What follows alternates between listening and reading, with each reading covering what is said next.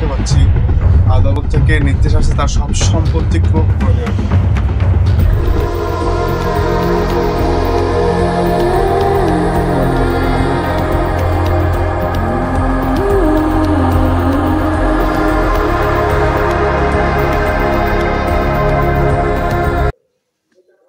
Welcome to my channel Prabul smart. আপনারা যারা আমার চ্যানেলে নতুন তারা অবশ্যই চ্যানেলটা সাবস্ক্রাইব করবেন, ফলো করবেন, আমার পোস্টগুলোতে লাইক করবেন, এটা আমার রিকোয়েস্ট। আমার চ্যানেলটা সাবস্ক্রাইব করে স্টেবল করার জন্য অনেক চেষ্টা করে যাচ্ছে। আপনাদের সহযোগিতার সাপোর্ট যতটুকু পাচ্ছি এবং পেয়েছি অসংখ্য ধন্যবাদ। আজকে যে বিষয়ে কথা বলার জন্য আসলাম আপনাদের সামনে, বাংলাদেশে অনেক ভালো ভালো ব্যক্তি আছে যারা দেশ পরিচালনার দায়িত্বে থাকে।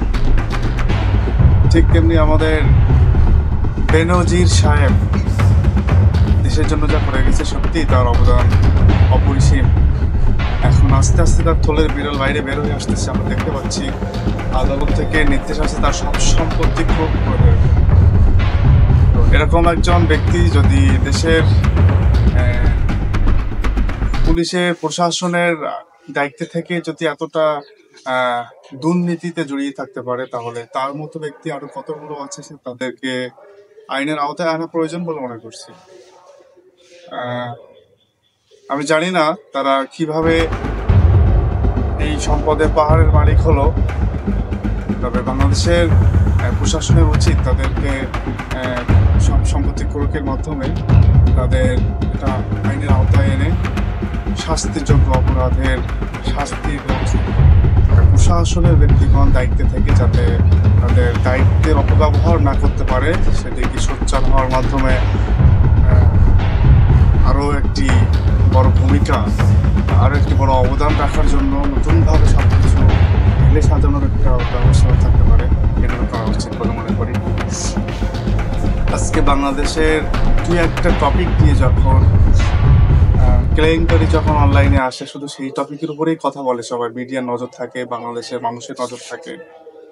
আমি শুধু এতটুকুই বলবো যে শুধু ছিচকা চোর বাটপার দিয়ে বিচার করা ঠিক হবে না। বড় বড় রাঘব বোয়ালদেরকে ধরতে হবে, কারণ দেশের টাকা কারো রাখা ছিল না, এটা জনগণেরই টাকা। জনগণের টাকায় কেন আত্মসাৎ করে সবাই বাইরে বিদেশে পাচার করবে, বাইরের দেশে সম্পত্তির মালিক হচ্ছে, আবার আমার দেশের জনগণ দিকে না খেয়ে থাকতেছে। 26 লক্ষ বহিরাগত বাংলাদেশে চাকরি করছে, অথচ বাংলাদেশের তরুণদের প্রপার কর্মসংস্থানের ব্যবস্থা হচ্ছে না, এদিকে একটা নজর নেই। আপনাদের কিছু ডকুমেন্ট দেখাচ্ছি, দেখতে পাবেন, এবং কিছু লিঙ্ক আমি আপনাদেরকে আমার কমেন্ট সেকশনে পিন করে রাখছি, সেখান থেকে কিছু প্রপার তথ্য পাবেন এবং